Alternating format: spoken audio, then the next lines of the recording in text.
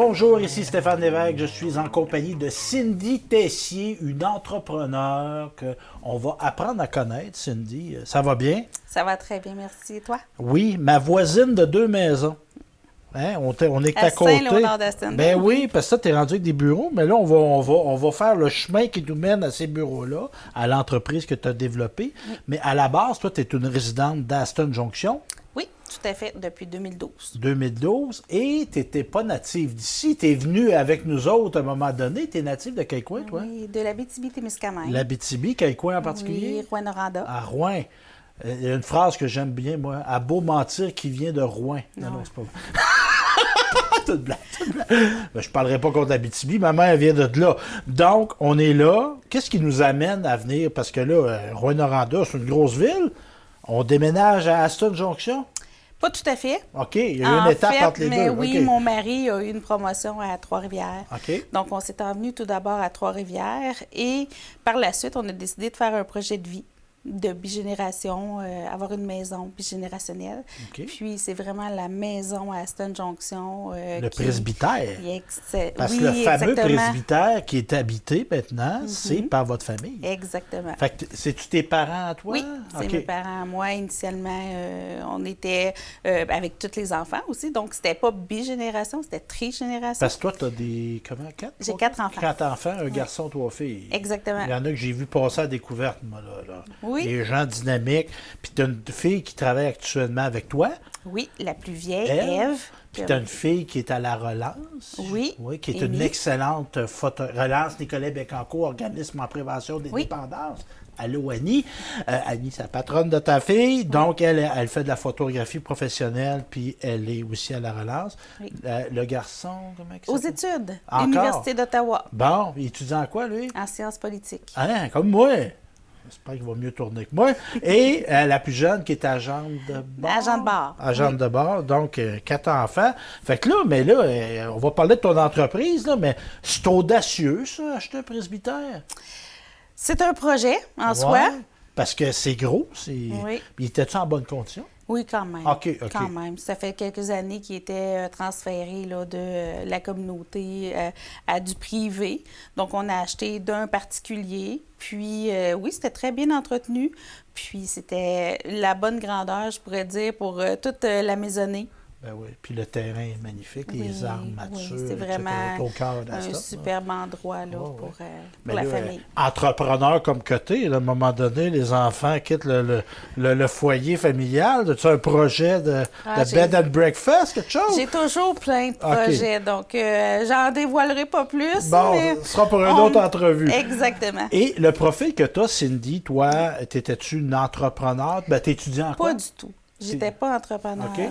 En fait... Parce que toi, t'étais à Rouen, tu faisais quoi comme travail? Oui, bien écoute, j'étais dans la réserve, j'étais dans l'armée. Ah, militaire. Oui, c'est ça. Donc, ça a commencé comme ça. On était à Rouen. Quand on s'est envenu par ici, j'ai décidé de quitter les Forces canadiennes, puis je me suis recyclée. En fait, j'ai toujours fait de l'administration puis de la finance. Comment je pourrais dire, c'est comme vraiment adjointe administrative, on pourrait dire, depuis des années et des années. J'ai été dans le privé aussi. Puis par la suite, j'avais de la misère à trouver ma place. De la misère à trouver, là, c'est quoi mon carré de sable? Est-ce que je peux aller en dehors du carré de sable? L'amélioration continue et tout ça. Donc, j'ai décidé de retourner à l'école. Donc, pendant 9 ans, à temps partiel, avec 4 enfants, j'ai fait mon baccalauréat en administration des affaires. Bravo. Puis, par la suite... quelque chose? En bas âge? Oui, mettons que... Prends de la discipline. La discipline... Moi, je dis ça, j'ai beaucoup de respect pour des gens adultes qui retournent à l'école, parce que moi, sincèrement, je ne serais pas capable. J'ai été à l'école longtemps, là, mais une fois que j'ai débarqué de l'école, là, on dirait que c'était... Parce que ça prend de la discipline. Ça prend... Puis là, tu n'as pas maman, papa, tu as fait de la soupe et de la sauce à spaghetti. Là. C'est toi qui as fait, puis c'est toi qui as fait pour ta gang, en plus. Puis la gestion de la maison. Puis la perte de revenus, on va se le dire aussi. Là. Oui, bien, c'est certain que je travaillais à temps partiel à l'université. OK. Donc, j'allais chercher quand même un revenu pour continuer mes études et tout ça. Puis, lorsque j'ai terminé mes études, je me suis enlignée plus vers les ressources humaines. Okay. Donc, j'ai été membre, je suis membre de l'Ordre des conseillers en ressources humaines agréés. J'ai été chercher l'attestation. Par la suite, j'ai travaillé pour une autre entreprise, mais là, les valeurs et tout ça, là, j'ai fait, OK, c'est assez, je pars à mon compte. J'ai le goût de faire de la pop psycho, moi. Là, Oui. Mais je savais pas ça que tu avais été dans les Forces armées canadiennes. Là. On est beaucoup dirigé lorsqu'on est militaire. Je vais dire... On est beaucoup, il y a un horaire. On est encadré. Beaucoup, bon. On est encadré, il y a quand même une latitude. OK. On peut développer une certaine autonomie, mais c'est certain que la hiérarchie est très importante. OK. Donc, si on est par exemple un caporal, on ne peut pas faire des tâches de sergent. Donc, mais moi, je fais un lien. Là, tu retournes dans une entreprise. oui. Tu retrouvais-tu un peu ce que tu avais quitté en quittant l'armée? Puis là, ça te tentait pas, là, tu sais, les niveaux hiérarchiques, tout ça? Ou peut-être à côté complètement? Non, mais il faut reconnaître quand même, dans les Forces canadiennes, il y a quand même des belles qualités. Ben dans oui. le sens, tu sais, l'équité salariale. Ben oui. Hein, on pourrait en parler longtemps. Non, puis il y a des gens qui aiment ça. Mais je vais te donner un parallèle. Les gars qui jouent au hockey professionnellement sont d'habitude d'avoir un horaire, le bagage sont amenés, puis il y a des gars qui vivent très bien là-dedans. Mais il y a des gens, en tout cas, moi, je suis moins de ça. J'aime pas ça me faire organiser, comme on dirait. Mais il faut savoir qu'il faut avoir quand même un très bon caractère. Oui, c'est ça. Fait que là, tu vas en entreprise, ma chère, valeur. Moi, Tu te dis, là, je vais prendre la paye puis je vais m'affermer. Ça te tentait pas. Non. Tu as décidé de quitter. Oui. Ce qui est correct. J'ai toujours fait ça dans tous les choix. En fait, je me suis écoutée puis j'ai dit non. Puis j'ai dit, je vais me partir à mon compte. Ce que je connais le plus, c'est de l'administration, la finance, la gestion d'entreprise, en fait. OK. J'ai dit, puis en ressources humaines. Oui, mais J'ai t'es dit, membre de l'ordre. ben c'est ça, en fait, je vais offrir des services en ressources humaines. Mais là vient une certaine problématique. Comment vendre des services de ressources humaines aux petites entreprises? Ben là, on n'a pas besoin de ça. Nous autres, on est 3-4, on gère ça de Non, même. Là. c'est ça. On n'a jamais pensé d'avoir quelqu'un. Pourquoi je paierais un service, de l'accompagnement, puis tout ça? Parce qu'en passant, puis l'Abitibi, des milieux urbains, il y a de la grande entreprise, mais on est ici au centre du Québec, on est dans un royaume de la PME puis de la PPPPME. Il y en a de la petite entreprise. Exactement. Puis Solopreneur, entrepreneur. Des travailleurs autonomes. Exactement. Moi, une partie de ma vie, c'est du travail autonome. Là. Oui. Je me gère moi-même. Là. Mais des fois, on peut avoir besoin d'aide. Et c'est plus économique, des fois, aller chercher de l'aide que de le faire soi-même. Oui, ça vient souvent avec l'expérience. Mais tu dirais que tu as eu à convaincre les gens de la nécessité de tes services? Bien, j'essayais. OK. J'essayais, en fait. Puis, à un moment donné, j'ai dit, qu'est-ce qui ne marche pas dans mon modèle? Donc, j'ai fait la réflexion, j'ai dit, bon, les ressources humaines, pourquoi? Et là, j'ai compris. J'ai dit, c'est parce que les entrepreneurs ne connaissent pas leurs chiffres. Ils ne connaissent pas l'étendue des données de leur entreprise pour calculer le retour sur investissement. Uh-huh. Et là, je ne veux pas trop parler langage plus milieu des affaires, mais ils ne pouvaient pas calculer que s'ils faisaient telle chose, telle mesure, il allait économiser. Il allait économiser, puis il allait avoir, justement... Fait que là, pour éclairer la décision, toi, tu dis, moi je vais t'aider dans ton calcul. Puis moi, je suis quelqu'un en ressources humaines, mais j'adore les chiffres. Ben. J'ai toujours considéré que la comptabilité, c'était le cœur de l'entreprise. C'est vrai.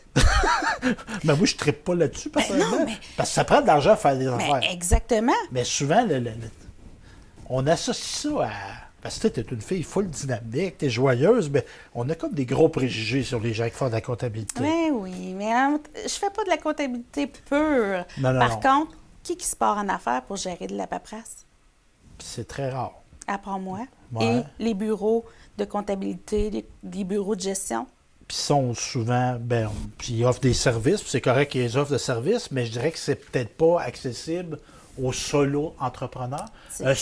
Comment tu as dit ça tantôt? Solopreneur. Un solopreneur, c'est tout à l'heure autonome. Oui. Bon, moi, je donne l'expression. Solo-entrepreneur. On va me mettre à l'utiliser. Mais c'est ça, c'est que des grosses firmes de comptables qui ont des super... Ils sont très qualifiés. Là, on ne dira pas qu'ils ne sont pas qualifiés. Mais moi, j'ai une petite PME. C'est pas sûr que c'est accessible pour moi. Puis des fois, tu t'appelles là, puis ça va aller dans 2 ans. C'est ça, exactement. Mais ça dépend toujours de la clientèle et tout. Mais même des fois, c'est la famille qui vont t'aider à faire la comptabilité. Oui, c'est ta souvent conjointe, la belle-mère, la maman. Puis c'est correct. Est-ce qu'ils ont toujours les bonnes compétences pour le faire? Puis je dirais même, il y a un aspect aussi, pas avoir du monde de ta famille dans tes chiffres. Ça se peut-tu, ça? La plupart du temps, ça va quand même bien. Ben, dans la vie, on s'entend tout bien, mais des fois, ça se peut qu'on ne s'entende pas puis qu'il y ait des gens qui aient des informations financières sur nous. C'est ça. C'est pas souhaitable. Ben, ça dépend. Ouais. Ça dépend. C'est pas qu'on veut faire des cachettes, mais en tout cas. Mais ça, t'offres ça, toi. En fait, ce que j'offre, c'est vraiment de rendre le travailleur autonome, le dirigeant d'entreprise autonome. OK. Ça veut dire qu'on offre un accompagnement pour l'aider, soit dans sa structure d'entreprise, tu sais, de dire, je vais mettre les bases, je vais utiliser les bons outils, que ce soit pour calculer, par exemple, ma production, est-ce que je suis rentable, mais tout ça, c'est en offrant un accompagnement personnalisé, en disant, OK, toi, tu es dans ce domaine-là, est-ce que tu as essayé cet outil-là? Après ça, est-ce que tu sais lire tes chiffres? Uh-huh. Est-ce que tu sais c'est quoi la différence entre un bilan et un état des résultats? Parce que c'est des outils de prise de décision. Exactement. Puis tu sais, ça se peut, tu marches un peu sur l'air du temps. Tu sais, bon, ça de même, ça de même. Tu sais, on a des fois une image. J'ai le feeling que... C'est une intuition, mais tu sais, ça peut pas être dit. Bien, en même temps, regarde, à la défense de ça, si je suis rendu à venir te voir, c'est mon intuition qui m'a amené ici. Elle ne devait pas être si mauvaise que ça. Des fois, c'est ça. Des fois, OK. c'est la banque. Des fois, OK. c'est... Non, mais mettons, j'ai réussi en affaires, je m'en tire un bon revenu, je pourrais m'en tirer un meilleur, mais tu sais, des fois, le feeling, il était bon. Il était bon. Mais comme tu dis, toi, les gens ils vont te voir, c'est-tu en prévention ou c'est parce qu'ils ont face à un mur? C'est certain qu'on aimerait mieux que ce soit en prévention. OK. Mais souvent, c'est soit qu'ils sont face à un mur, soit qu'ils ont perdu la ressource interne. Là. On s'entend, là, la pénurie de main-d'œuvre et tout ça, on est là-dedans. Là. La rotation, des fois, une petite entreprise ne peut pas offrir les mêmes avantages salariaux qu'une grosse entreprise. Uh-huh. Donc, il faut aller chercher quelque chose d'autre. Donc, oui, j'offre des services RH aussi. Okay. On offre du diagnostic organisationnel parce que pour être capable de te recommander des choses, bien, il faut qu'on fasse l'étendue. Tu vas aller dans l'entreprise, tu regardes, tu poses des questions. Oui. Pourquoi qu'on fait ça comme ça? Explique-moi. Exactement. La disposition des lieux. Même. Oui. Ça peut être des sources de perte de revenus. Un plan de travail mal organisé, c'est peut être dangereux. Même. Bien, en fait, il y a tout ça. Puis, souvent, ben, je suis pas toute seule à le faire parce que, je connais pas tout. Mm-hmm. Puis, j'ai un excellent réseau de professionnels autour qui vient vraiment se greffer à notre équipe. Donc, la personne qui vient, par exemple, en consultation avec Cindy TC Partenaire d'affaires, ce n'est pas seulement moi. J'ai une équipe, j'ai des partenaires, des collaborateurs qui sont spécialisés selon leur domaine. Ça pourrait être agricole, ça pourrait être en productivité, en machine. Il y a plusieurs qualifications, là. Puis là, ça va bien, l'entreprise? Mais ça va très bien. Parce que moi, j'ai vu apparaître ça, là, l'ancien restaurant Le Pec, qui a été converti. Toi, es-tu locataire, là, ou t'es pas... Je suis locataire. Locataire. La propriétaire, c'est Nancy Talbot, Service aux entreprises. Bien, tu travailles beaucoup avec elle. Bien, là. on travaille ensemble. On est deux entreprises distinctes. OK, c'est deux C'est affaires. ça, c'est officiellement. OK. Mais on travaille ensemble. On a sensiblement la même mission, c'est de rendre les travailleurs autonomes ou dirigeants d'entreprise autonomes dans leur gestion. Puis, tu travailles avec ta fille? Oui. Oui, puis ça, c'est une bonne nouvelle, parce que ça va bien. Tu as pu engager quelqu'un de supplémentaire. Es-tu à temps plein avec toi? Oui, elle est à temps plein avec moi. Puis, au début, elle faisait plus de la création de contenu, parce que c'est une artiste en soi, qui étudie à l'Académie des arts à Liège. Puis, à Liège, excusez-moi. À Liège. Oh. Puis, après ça, elle a fait une autre technique. Mais par contre, elle a le défaut d'un peu d'être comme sa mère. Elle ne trouvait pas chaussures à son pied. Mm-hmm. Donc, j'ai dit, viens apprendre qu'est-ce que c'est l'entrepreneuriat avec moi. Donc, elle a commencé certaines choses. Après ça, elle a dit, j'aime ça faire de la comptabilité. Je vais t'en apprendre. Je vais faire la comptabilité. Donc, maintenant, elle a une vue d'ensemble un peu plus grande, ce qui fait qu'un jour, elle veut avoir son entreprise et elle va, d'après moi, avoir son entreprise et elle va avoir la base, la structure. Elle va avoir plus que ça, mais elle va savoir comment ça fonctionne une business. Puis ton regard, tu poses, parce que moi, je trouve ça intéressant, tu sais, entreprise, qui n'est pas une méga entreprise, mais qui est une belle entreprise, basée localement. Puis le fait d'avoir pignon sur rue, c'est une bonne nouvelle. Parce que tu le faisais de chez toi, dans le fond? Oui, avant? c'est ça, exactement. Fait que là, tu as un bureau, tu as une place d'affaires. Quel regard tu poses sur l'économie ici, dans la région? Puis tu as le regard de... Tu as resté ailleurs avant, mais elle est comment, notre économie, au centre du Québec, au cœur du Québec? Bien, on le dit, hein, c'est très axé sur les petites entreprises. Beaucoup d'entrepreneurs, puis c'est sûr que si on parle post-pandémie, il y a eu beaucoup de création de petites entreprises. Moi, je dirais... Parce qu'en passant, c'est pourquoi les gens qui ont eu du temps pour soi pendant la pandémie, puis là, ils disent « Je concrétise mon rêve de me partir en affaires ». En fait, c'était beaucoup une remise en question. Oui, puis mon côté RH a un peu posé la question, de dire pourquoi qu'il y a plus d'entreprises ou d'entrepreneurs ou de gens qui se partent à leur compte. Mais je pense que les gens ont repensé la place du travail dans leur vie. OK. Donc, il y en a beaucoup qui ont dit « Ah, moi, je me pars en affaires ». Mais la question, c'est, est-ce que l'entrepreneuriat, c'est fait pour tout le monde? La réponse, est-ce que c'est fait pour tout le monde? Ben non. C'est quoi que ça prend, les bonnes qualités? Ben non. Pour être entrepreneur, il faut être prêt vraiment à mettre toutes les casquettes. Quand je dis les casquettes, là, c'est autant le marketing, les finances, les ventes, la gestion de service à clientèle. Il faut prendre tout ça. Et beaucoup d'entrepreneurs se sont partis à leur compte. Pourquoi? Ben, moi, personnellement, c'est que je voulais être autonome. Je voulais être maître de ma destinée. C'était ça qui me motivait, de ne pas avoir à être contraint dans ma prise de décision. Évidemment, j'ai des clients qui sont d'une certaine façon mes patrons. Bien, exactement. Les clients sont tous les patrons. C'est ça, mais tu sais, au niveau de la flexibilité de l'horaire, moi, j'aime ça des fois travailler le samedi soir, puis des fois, j'aime pas ça travailler le lundi matin. Fait que dans le rôle que je suis là, bien évidemment, le lundi autour d'avec la télé, j'ai pas le choix. Mais tu sais, j'aime ça avoir cette liberté-là, moi. Moi, c'était ça. Puis jeune, j'étais quelqu'un qui initiait beaucoup des projets, qui était dans un mode d'action assez facile. Fait que j'avais ça. Bien, on a, tout le monde, ses propres raisons. OK. Ce que je vois le plus souvent aussi, c'est j'aime quelque chose et je veux le faire à temps plein. Par exemple, quelqu'un qui dit, moi, le marketing, là, c'est vraiment ma force, je me pars à mon compte. Ce qu'il n'a pas pris en considération, c'est qu'il va devoir chercher sa clientèle, faire sa comptabilité, son administration, c'est tout ça. Donc, il y a beaucoup d'entrepreneurs qui ont dit, je suis super bon dans ce que je fais, mais malheureusement, ils vont passer du temps à faire des choses dans lesquelles ils ne sont pas les meilleurs. Ils ne sont pas efficaces, puis ils perdent du temps. Ben oui. Ça va te prendre... Ben, moi, je vais te faire une réflexion. Moi, j'ai fait 2 albums de musique dans ma vie, autoproduits. Je joue de la guitare. J'aurais pu faire la guitare sur mes albums. Mais le temps que j'aurais pris, ça m'a coûté moins cher. En heures de studio, ça m'a coûté moins cher d'engager un méga professionnel de la guitare qui a fait ça en quelques minutes, puis qui était meilleur que moi. Je serais arrivé à son résultat, mais moi, ça m'aurait pris 5 fois le temps. Fait que j'ai économisé d'une certaine façon. Fait que c'est la même chose. Il faut entrer ça dans sa tête. C'est la même chose. Parce que lorsqu'on structure une entreprise, puis là, je dis on structure, c'est qu'on va aller chercher, premièrement, qu'est-ce qui a été fait, qu'est-ce qui a été bien fait, qu'est-ce qui a été amélioré. Puis une fois que c'est fait, la structure, là, c'est comme une fondation de maison. Après ça, il n'y a pas de problème, on ajoute des étages. La base est bonne. Exactement. Elle est stable, elle est solide. Puis là, on peut ajouter, là, on essaye ça. On traite moins.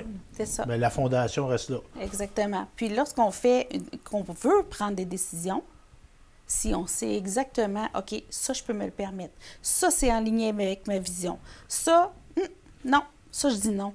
Ça ne m'a pas pris une semaine à dire non. Ça a été rapide. Pourquoi? Parce que j'ai une vision claire, j'ai un objectif clair.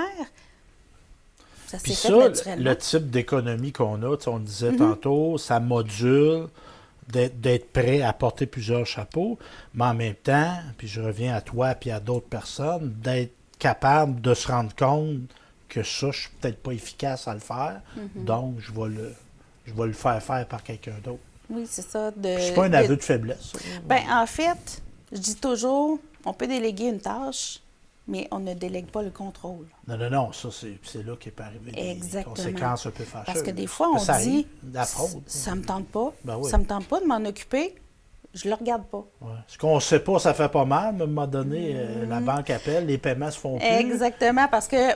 Puis c'est ton nom qui est sur le papier, là. Ça, c'est important. Ah oui, puis tous les entrepreneurs ont soit un tiroir ou une pile de papier qui regarde du coin de l'œil en disant « Ah, il y a une enveloppe avec un petit drapeau dessus. Ah, je l'ouvre pas. Ouais. » C'est peut-être juste une petite annonce de quelque chose.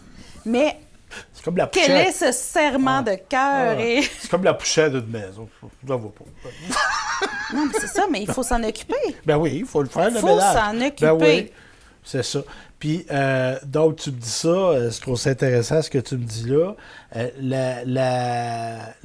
Tu regrettes-tu? Y a-tu des choses que tu regrettes dans ton passage en affaires ou tu ferais autrement? Aucunement. Tout est. Aucunement. La zone d'expérience et d'apprentissage est obligatoire. La courbe d'apprentissage, elle peut aller relativement rapide ou ça peut prendre plus de temps. Je pense que ça dépend aussi du temps qu'on a. En ce moment, moi, je trouve que je suis dans la meilleure période parce que les enfants sont plus vieux. Les enfants, sont autonomes, ils ont quitté la maison. Donc, si, par exemple, il arrive quelque chose et je suis sur la route plus tard le soir, j'ai pas le T'as même... plus à donner des bains, là. Exactement, ou être là pour le souper ou quoi que ce soit. Donc, j'ai cette liberté-là, je vais dire. Donc, est-ce que je l'aurais fait plus tôt? J'étais pas là. OK. Fait que ça, il n'y a pas de... Non, j'étais pas là. Puis, il y a une affaire, tu parlais tantôt, tu as parlé de marketing. Puis, des fois, les gens ont de la misère à... Ben, je suis en affaires, mais là, il n'y a rien d'extraordinaire dans ce que je fais. T'sais, ils ont de la misère, on va dire le mot, ils ont de la misère à se vendre. Puis, dans la préparation d'entrevue, tantôt, tu disais, est-ce que je vais pouvoir utiliser le visuel? Est-ce qu'on peut faire une photo? Parce que là, toi-même, tu es conseiller au niveau marketing. Je touche un peu OK. parce que... Comment je pourrais dire, quand on est consultante en gestion, on regarde un peu tout. Est-ce que je suis la meilleure en marketing? Clairement, non. OK. Par contre, je dois savoir, pour mon entreprise, le côté marketing. Est-ce que je vais faire avec quelqu'un pour mon image de marque? Bien sûr. Est-ce que je vais faire une préparation pour l'arrivée d'un nouveau local? Oui. Pourquoi? Parce que le rayonnement a un impact sur la façon que ça va fonctionner pour moi. Donc, je ne suis pas la spécialiste, mais comme tout entrepreneur, j'ai une base. Oui. Puis ça, c'est comme élémentaire. Puis je trouve, évidemment, les médias sociaux ont des défauts, mais ont l'avantage de permettre à peu de frais d'être présent publiquement. C'est moins compliqué. Avoir une page Facebook, tu es en affaires, c'est moins compliqué d'avoir un site web, quoique c'est moins compliqué que c'est un site web. Mais tu sais, cette image-là, de la soigner, puis encore là, ça se peut que je ne sois pas bon en photo. Mais tu sais, si j'illustre mon entreprise avec un selfie tout croche pris à noirceur, ça donne pas le goût. En tout cas, moi, personnellement, ça me donne pas le goût de faire affaire avec toi. Puis ça se peut que tu sois pas bon en photo, mais tu dois avoir quelqu'un dans ton entourage et voilà. Qui a un appareil de bonne qualité, qui a des notions. Puis, si j'ai pris une photo, puis l'éclairage n'est pas bon, est-ce que c'est la fin du monde? Non. Non. Non. C'est une erreur de parcours. Ou on va s'améliorer la prochaine fois. Est-ce que le résultat attendu il est bon? Peut-être pas, mais en même temps, nous sommes des humains. On est vrais. Il faut se donner le droit à l'erreur. Exactement. Il faut se donner le droit au repos comme entrepreneur. Oh, ça c'est dur. Décrocher. Oh, ça c'est dur. Je me lève la nuit avec des idées. Moi aussi. Ouais. Là, qu'est-ce qu'on fait? Moi, je m'envoie des courriels. Moi, je les marque pas, je m'envoie un courriel, puis le lendemain, c'est... Ah oui, c'est... Comment je pourrais dire? Tomber dans l'entrepreneuriat, parce que c'est vraiment comme tomber dans la soupe. Ou tomber en amour. Ah, oui. Oui, c'est exactement tout à fait. ça. Ouais. En fait, souvent, les gens me disent « Ouais, mais qu'est-ce qui est différent avec employé? » J'ai dit tout. Tout. La perception qu'on a. Faut savoir que lorsqu'on est employé, puis là, je vais généraliser aussi, est-ce qu'on a autant besoin de se développer ou développer toutes les casquettes? La réponse est non. Intuitivement, on n'a pas à développer tout ça. C'est la job de l'autre, puis moi, j'ai mon job. Ben, c'est compartimenté. Exactement. Des fois, il y a des conventions collectives qui viennent encore plus compartimenter ce que je peux faire et ce que je ne peux pas faire dans le cadre de mon travail. Tout à fait. Quand tu es à ton compte, ben, si tu le fais pas, ça se peut qu'il n'y ait personne qui le fasse. Non, puis il faut... Ça se peut, il n'y a personne qui va le faire. Mais non, puis il faut devenir des administrateurs. Il faut prendre des décisions de gestionnaire.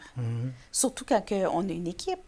On a des employés, on a une responsabilité. C'est une sorte des collègues, mais on a quand même une charge. Puis là, fille de projet que tu es, Cindy, là, l'avenir. Ah oui. Tu te projettes comment? Premièrement, je présume que oui, mais tu te projettes-tu comme entrepreneur? Ben oui, puis il faut. Puis tu te fais ça, Il faut. une liste d'affaires? Oui, tout à fait. OK. Tout à fait. Parce que si, comme j'ai dit tantôt, si on n'a pas d'objectif, on ne sait pas quel chemin prendre. Est-ce que le chemin va être en ligne droite? Pas pantoute. Ça va être vraiment un chemin qui va être... je le sais qu'il va y avoir des virages. Oui. J'espère des fois qu'ils vont être doux avec moi. Mais je sais que dans l'objectif, je vais créer, avec mon équipe, vraiment une entreprise qui va changer la façon qu'on voit le monde du travail. En fait, je veux valoriser de plus en plus tous ceux qui occupent des postes, ceux et celles qui occupent des postes d'adjointe administrative, avec une valeur ajoutée incroyable, mais peu considérée. Mm-hmm. Donc, je travaille dans cet aspect-là en ce moment. J'ai une idée qui est bien. De l'enseigner, ça. Je ne veux pas te trouver un job, je pense pas que tu manques d'ouvrage, mais parce que moi, je te vois, je te perçois, pas je te perçois, je constate que tu es une très bonne communicatrice, tu as une façon de vulgariser, tu sais, moi, je connais pas ça, puis là, je comprends, je suis sûr que les gens qui nous écoutent, ils disent, ils saisissent des choses au niveau de l'administration, tout ça. C'est-tu quelque chose que tu aimerais faire, ça, un jour, enseigner cette science-là? Bien, là? je pense que ça fait partie de je dirais pas de mon travail, mais c'est une des missions de vraiment d'éduquer. OK. D'éduquer, de partager la connaissance. Ça revient à la même chose, mais si on veut qu'il y ait un changement, que ce soit dans la perception du travail ou de certains métiers, cadres de métiers, bien, il faut éduquer.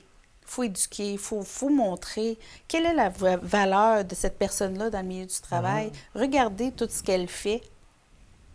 Je pense que ça commence par l'information. Okay. Puis c'est sûr que ça me ferait plaisir. Moi, je te vois. Parlant d'information, là, je vois ta belle chemise. C'est comme moi, tu portes tes couleurs. Bien, il faut. Hein? Cindy Tessier, partenaire d'affaires. On te trouve où, mais au niveau des médias sociaux, c'est Internet? Facebook. Oui. C'est certain que je vais être de plus en plus active parce que j'ai quelqu'un dans mon équipe qui va s'en occuper parce que je ne suis pas la meilleure pour me mettre sur Facebook. Mais comme bon entrepreneur, tu t'es trouvé une ressource qui va être plus efficace que toi. Tellement plus. LinkedIn, vraiment, c'est la plateforme que j'utilise le plus.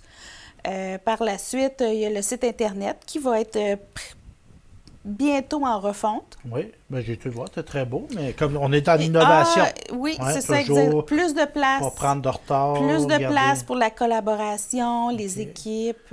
Puis son Google, Cindy Tessier, partenaire d'affaires, bien, on va te trouver assez facilement. Oui. Bien, merci Cindy, Caroline. J'espère que les gens à la maison ou ailleurs qui écoutent l'émission ont appris beaucoup. Moi, j'ai vraiment une rencontre instructive pour moi, de mon côté. Merci. Bien, ça fait plaisir. Merci beaucoup pour l'invitation.